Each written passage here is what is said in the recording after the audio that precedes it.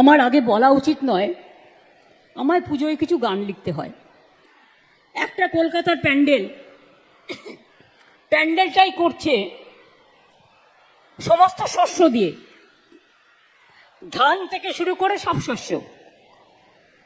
তার প্রথম লাইনটা, তার গানটা আমি তৈরি করে দিয়েছি, আমার কাছে এসেছিল।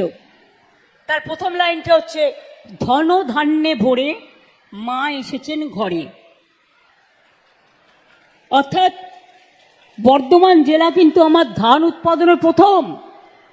আপনাদের অভিনন্দন জানাই। বাংলা এবার ধান উৎপাদনে সারা ভারতবর্ষে ফার্স্ট হয়েছে।